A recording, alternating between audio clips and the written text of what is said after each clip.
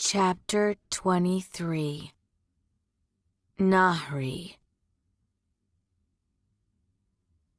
Deva or not, Nahri was fairly certain she was never going to like horses. As if hearing her thoughts, their mount put on a burst of speed, dashing around the next corner at a breakneck pace. Squeezing her eyes shut, Nahri tightened her grip around Ali's waist. He let out a choked sound of protest. "I don't understand why you couldn't take your own horse," he said for what seemed like the 10th time. "It would have been more appropriate." "This is faster," she said defensively, not wanting to admit her shortcomings as a rider. It was a skill other Devas prided themselves on. "Mutadir's always going on about how much he loves this horse. He says it's the fastest in Daevabad." Ali groaned. "You might have told me it was his favorite before we stole it." Her temper flared. "Maybe you should have worried about that before bursting into my infirmary, ranting about conspiracies." "But you believe me?" Ali asked, hope rising in his voice. "I believe Kaveh is up to no good." The Grand Wazir had made his hostility to the Shafit clear, though Nahri wasn't sure she believed he could have plotted such a vile act.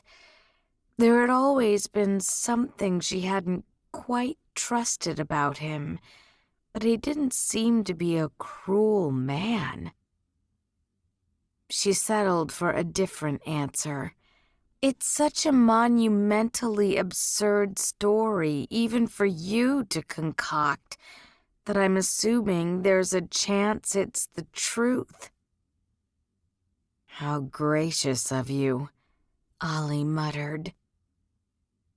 They ducked to avoid a low-hanging line of laundry.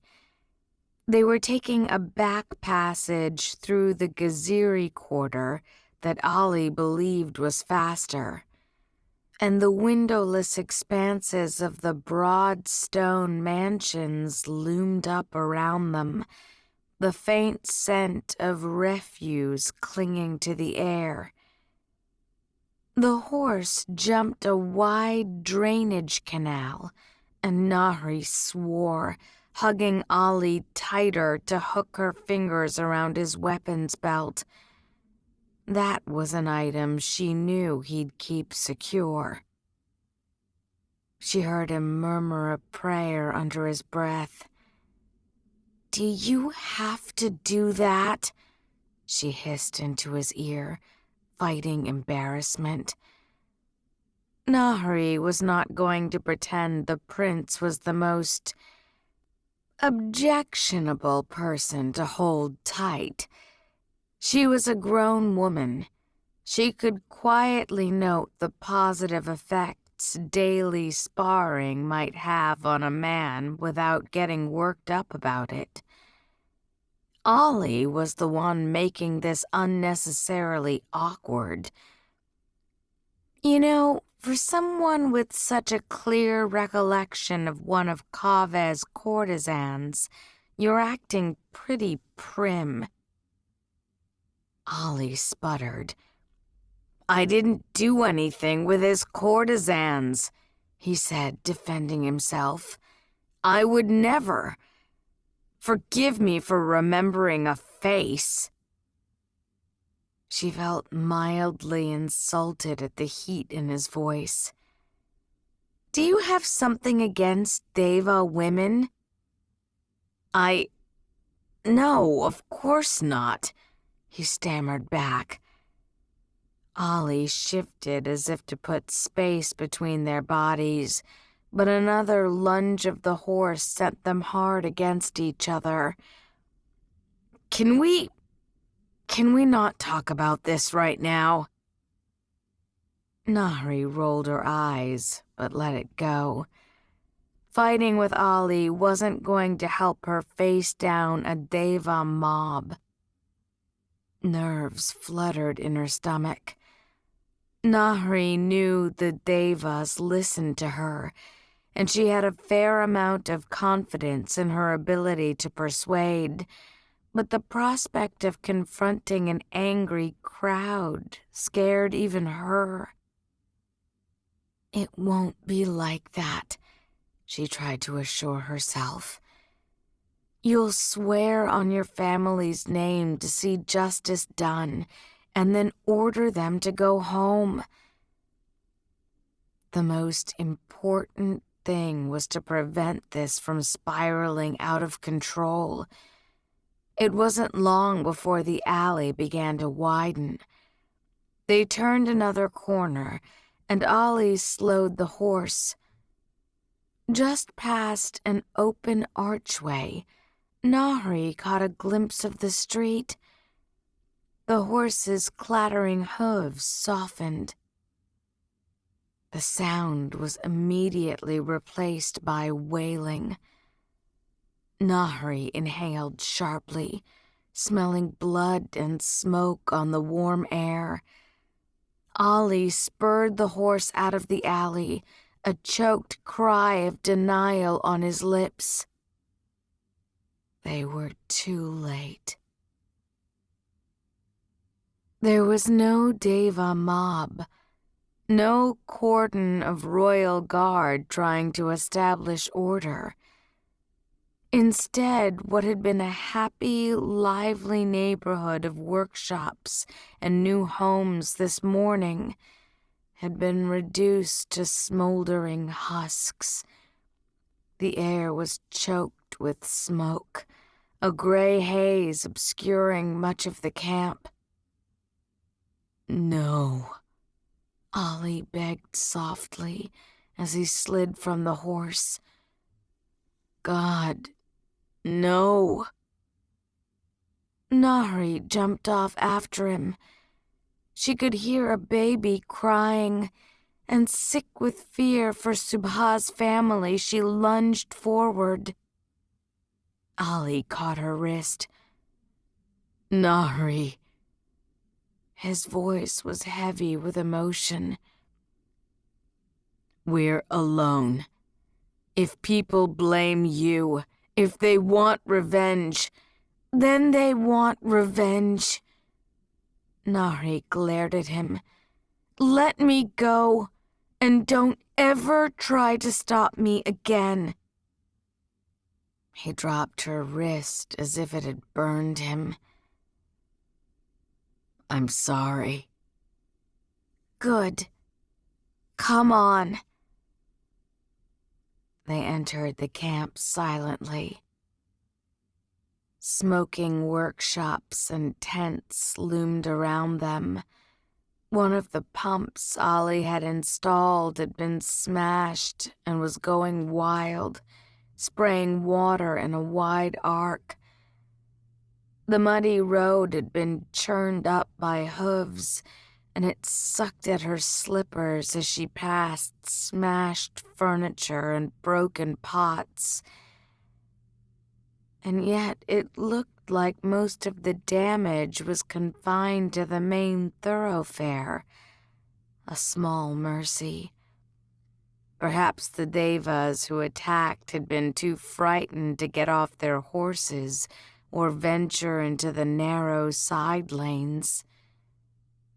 Shafit, shocked and covered in dust and blood, were salvaging what they could from their ruined homes, while others simply sat in stunned disbelief. A hush descended as more and more people recognized them. Ahead, she saw a small group of Shafit gathered around a prone form on the ground. A body. Nahri stumbled, burned beyond recognition. It looked like it might have been a young man, his gaping mouth trapped in a permanent scream. They burned him alive. Nahri whirled around to see Subha. The Shah-Feet physician was filthy, her clothes and skin coated in ash, a bloody apron tied around her waist. "A boy younger than you," she spat at Ali. "A boy who could barely string 2 words together. I would know. I delivered him myself and unwrapped the cord that was around his neck." She trailed off, looking anguished as she tore her gaze from the murdered youth. Of course, that was after they set fire to our homes and smashed through our workshops. When they rode down those who would not answer their questions and beat those who didn't speak quickly enough. And when that boy couldn't answer, they decided he was their culprit. He did nothing. Her voice broke as she raised an accusing finger at both of them. "We came here to help you, to build your hospital under your protection. And we failed you." There were tears in Ali's eyes, though his voice didn't shake. "I'm so sorry, Subha. From the depths of my soul." The doctor shook her head. "Your words won't bring him back, Alizaid al-Khatani." Nahri couldn't look away from the murdered boy. "Where are your injured?" she asked softly. Subha jerked her head toward the remains of a makeshift tent, a tattered tarp, all that protected the 24 or so bloodied people lying in its shade. "Over there, Parimal is bringing more supplies." "I don't need supplies." Nahri approached the group. A boy lay alone on a dirty blanket closest to her. He seemed to be in shock. His lip was split and his jaw bloodied and bruised. He clutched a second, blood-soaked blanket to his abdomen. Nahri knelt and pulled it away. He'd been stabbed, very nearly disemboweled. It was a miracle he wasn't already dead. Purple swelling ballooned the skin, and she could smell torn intestine. Subha couldn't help him, even with supplies. But Nahri could. She took a deep breath, aware of the step she was about to take and what it would mean. And then she laid her hands upon his body. "Heal." The skin immediately twisted beneath her fingertips, the swelling vanishing, the torn muscles and flesh rushing back together.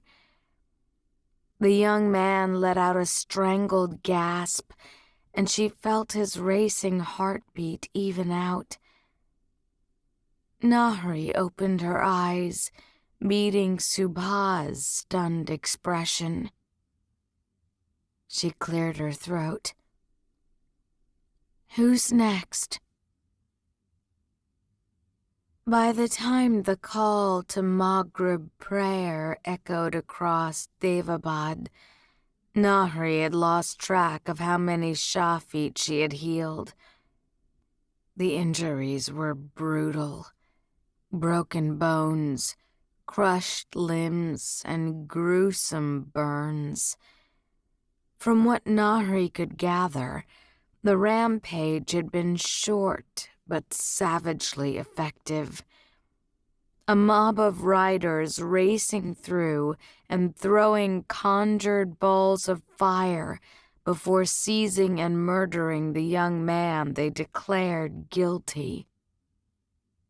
23 were dead, a number that likely would have been twice as high without her intervention, and the fact that a third of the camp had fled into the hospital, taking refuge behind the doors that the Deva raiders hadn't dared pass. "Why didn't everyone do so?" Nahri had asked. "The men said they rode in the name of the Nahids," had been Subha's blunt answer. "We weren't sure a Nahid hospital was safe." Nahri hadn't inquired further.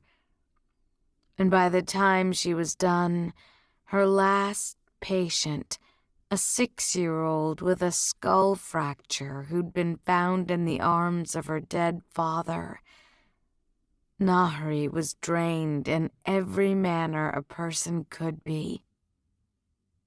She sat back from the girl and took several deep breaths, trying to steady herself. But the acrid smell of smoke and blood turned her stomach.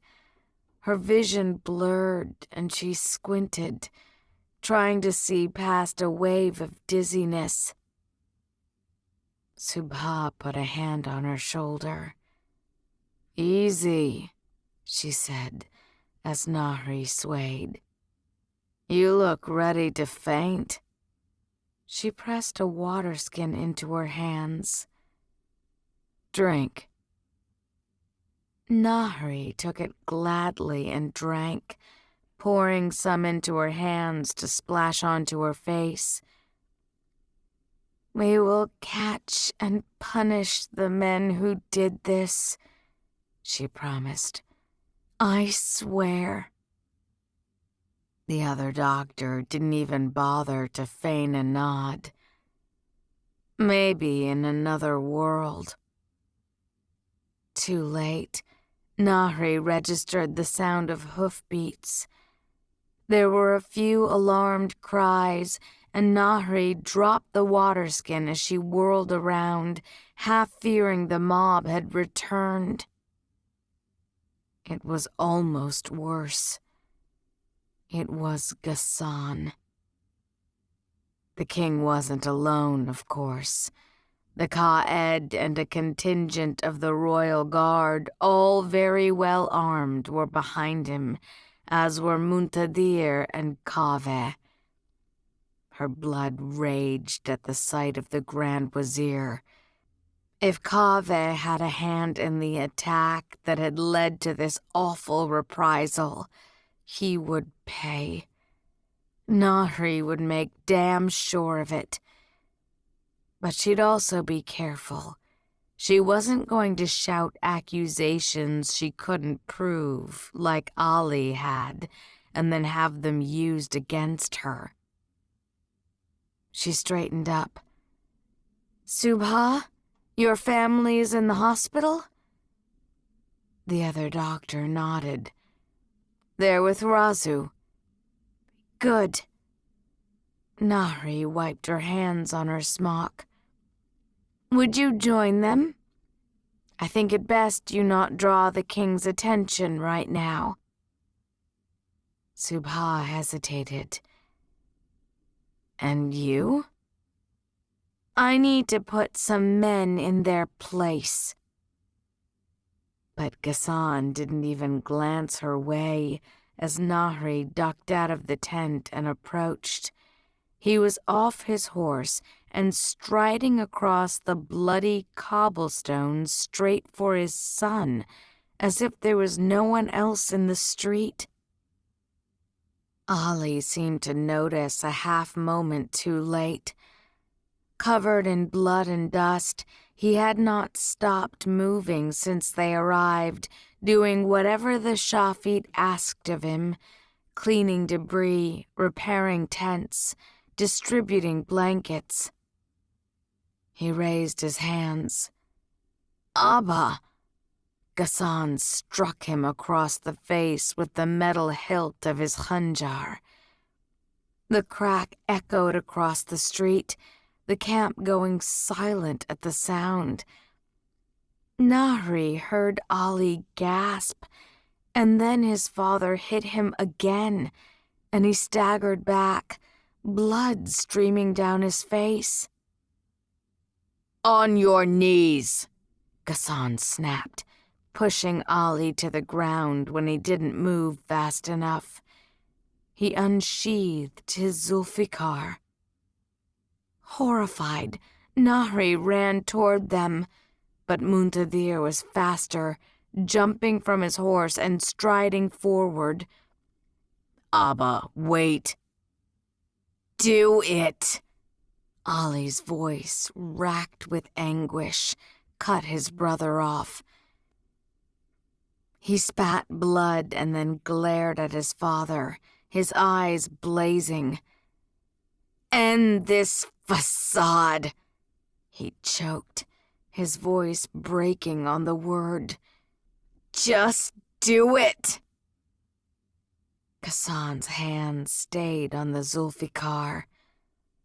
"You disobeyed me," he accused. "I told you I would handle things. How dare you come here? How dare you risk your brother's wife?" "Because your way of handling things is to let people die, to let everyone who is not us spend so much time fighting each other that they can't oppose you." The charge hung in the air like a lit match. People were staring in visible shock at the Katani men. It looked as if it took Ghassan every bit of self-control he had to lower his Zulfikar. He spun around, turning his back on his son and motioning to the royal guard. "Take Prince Alizaid to the dungeon. Perhaps a few months sleeping with the corpses of those who've defied me will teach him to hold his tongue. And then tear the rest of this place down." Nahri stepped directly in his path. "Absolutely not!" Ghassan gave her an annoyed look. "Stand down, Banu Nahri," he said condescendingly. "I do not have the patience for one of your self-important speeches right now. Let your husband punish you as he sees fit." It was exactly the wrong thing to say. The ground below her feet gave a single angry jolt. There were a few cries of surprise as some of the horses were startled and reared.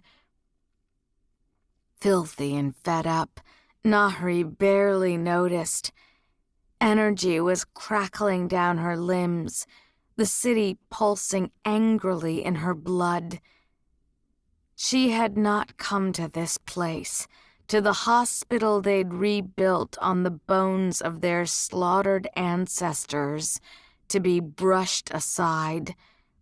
She had not publicly broken her people's most deeply held taboo, to be told to stand down. "No," she said flatly. "You won't be tearing this place down. No one's touching my hospital, and no one's dragging my partner off to rot in the dungeon." Ghassan looked incredulous. and then his face hardened in a way that had once turned her blood to ice. "I beg your pardon." A whisper rustled through the group behind them, and then Kaveh came forward, looking aghast. "Tell me it's not true," he implored. "They are saying you healed a Shafit here with your own hands. Tell me they're lying." "I healed about 50, she corrected coldly. Before he could respond, Nahri raised her scalpel and cut a deep gash into her palm. Barely 3 drops had fallen to the dust before the wound closed. And yet seemingly the Creator has not seen fit to take my abilities. Kaveh looked horrified. "But at the temple you promised. A promise like that means nothing when people are dying. My tribe committed a heinous crime, one whose source you and I will definitely be discussing. For now, I did what I could to rectify it." She shook her head in disgust. "Do you understand? What happened was a tragedy that you let spin out of control. A few criminals attack an innocent couple, and that justifies a war in the streets? Is that who we are?" She gave Ghassan a defiant look, but chose her next words carefully. "What happened to the king who was ready to move us past all this?" It was both a challenge and an opportunity, and Nahri prayed they'd seize on the latter. She couldn't read Kaveh's expression. She suddenly wondered if she'd ever read anything about him correctly. But Ghassan, his expression was one of open appraisal, as though he was seeing her for the first time. Nahri met his stare. "I have dealt with you fairly at every turn, King Ghassan," she said, lowering her voice. "I renounced my Afshin. I married your son. I bow my head while you sit on a Shedu throne.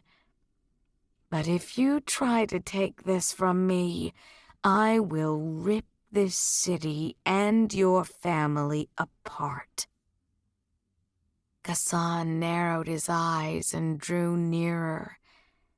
It took every ounce of courage Nahri had not to step back. "You cannot be so foolish as to threaten me," he said, softly enough that only she could hear. "I could reveal you as Shafit right here."